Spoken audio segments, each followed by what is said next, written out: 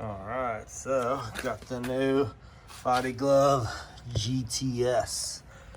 Not really sure what that involves, but I guess they changed the tail a little bit. It says it has some better tracking. Looks like it has an updated pump. So yeah, gonna crack this thing open and see what we're dealing with.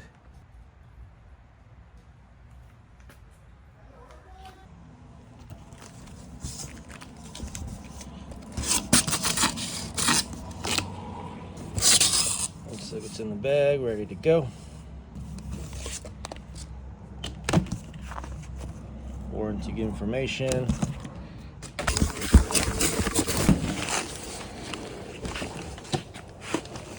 Alright, so you got your bag with all the board and everything in here. There's the new pump. And looks like paddle, fin, waterproof case as always, and a leash. Just like my review from last year's model, this thing is absolutely awesome. You don't always want to have to use the car to charge, which is the way all these guys come. You get this converter and then you can actually plug it into here and then plug it into an extension cord and charge it from your wall in your house, as opposed to having to do it with your car, because that seems to be the way that all these guys come, like this. So it's kind of nice to have the converter. Definitely has to be one specifically meant for paddle boards, because it'll definitely not work. It'll pop breakers for anything else and just not work. Once you get plugged into your car or your converter there, you just want to go ahead and set this to 15 pounds. I guess if you just hit down once, it gets you right there, and that's what you're going to want for the board. See, once you get that unzippered, comes wrapped in a nice butcher style paper to keep everything from sticking to each other. Just get this undone. Come with a nice little strap that kind of helps when you're packaging it back up after the fact. It keeps it nice and tight. Good luck every night rolling it that nicely, but you know, we try. All right, start to unroll it there. See what this guy looks like. Some nice new colorway on it. Hope this doesn't turn into an issue, but definitely looks like some kind of glue around the valve there. It's kind of a little exposed, so I'm hoping that doesn't leak from there, but I guess we'll find out once we fill it up. A lot of first timers make this mistake too. Nice they have the instructions printed right there. Have this valve up. If you have it down, it'll literally let the air out the second you take the hose off, because that's how you deflate the board. So that's down, that's up. So you want in the up position when you're gonna go and inflate the board. Go ahead and thread the hose onto the pump here. Got the common Schrader valve as normal. What you want to do is this, and find the way it goes with the tabs on here into there, and you want to push and turn to lock it into place.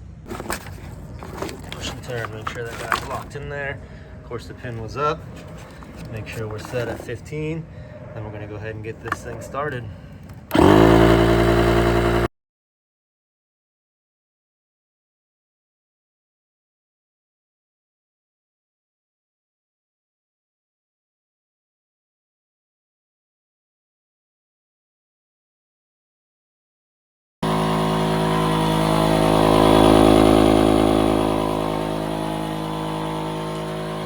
Happens is once it gets fully inflated, then it has to get to pressure. So even though it looks like it's been full, it's only at 8 and it has to get to 15. So they take a little bit of time to get all the way up there. All right, now that it's done, give this guy a twist. Doesn't look like that glue is as bad. Still definitely something to, you know, watch and hope that's okay. Might hit body glove up about that, but got up to our max PSI of 15. Cover on here.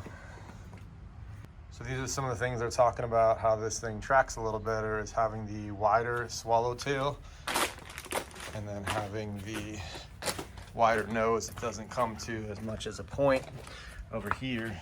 Give you an idea what this guy looks like all around. Pretty similar, but those little things are definitely helpful. Along with the removable fin, which is great. Having those 3 fins never really folded up well, and it didn't track well at all. So last year, the addition of the removable larger fin, even a single fin, just tracked way better than having the 3. So I'm really happy they kept that. So yeah, excited to try this guy out and get it out in the water.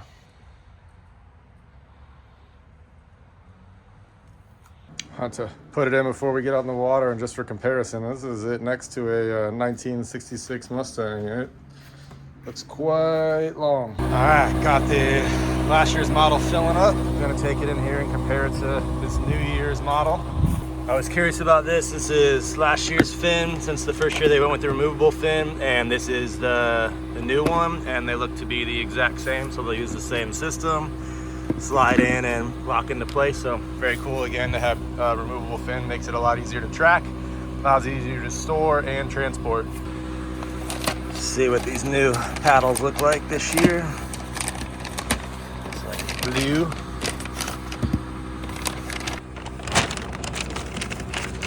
All right, I like the blue paddle there. Very nice. These guys are working the same, where you pull this out like this, and then it has a pin that allows it to go in the hole. Slide that down, and on the back side they actually have height, so you can adjust to your actual height. So you just slide it down to the one you want, come on this side, and boom, lock it into place, then you're good to go.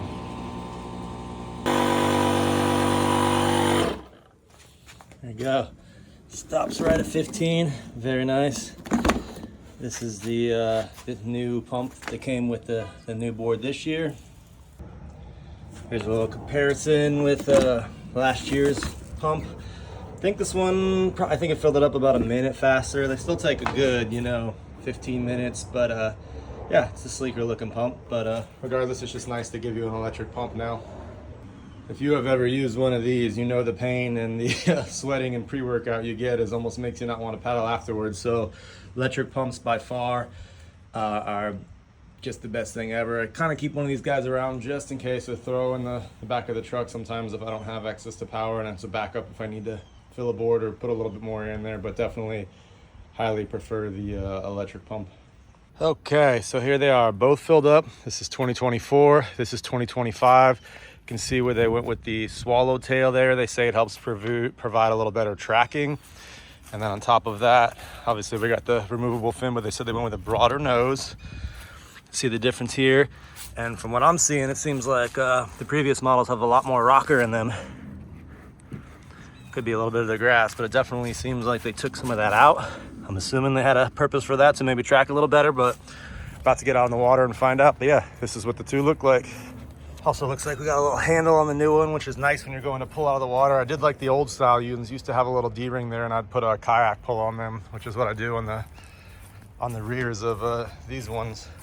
It's a little easier when you're trying to get it in and out of the water. But here is the graphics on the new bag versus the last year. I like how they change up the colorway every now and then, so it's always kind of nice to have the comparison one. I mean, I do this with my own money, just getting them for comparison and then kind of selling the one from the year before after the fact. But we have a third one as well. So, but Body Glove, if you want to get on this and send me one to do these reviews with, that'd be great too. Decided to load these guys this way, and you could definitely see the difference in rocker with the old one being on the roof and the new one being down there. So that should be interesting to see the difference in performance. Again, here's a good comparison of the tail. See how much wider that guy is and the difference in shape. I said following that down the line, so it should be interesting. I'm excited to try it out, the Performer GTS.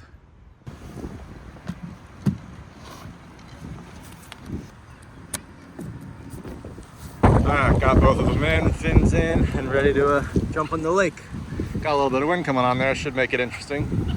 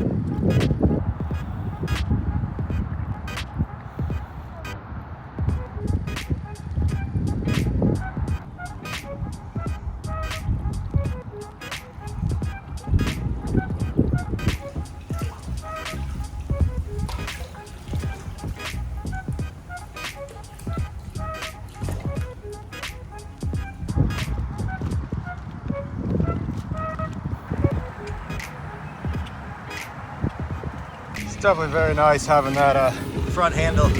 Yeah, these idiots made it difficult out there going 70 on the lake. But anyways, no, the front handle was nice. Board handled well.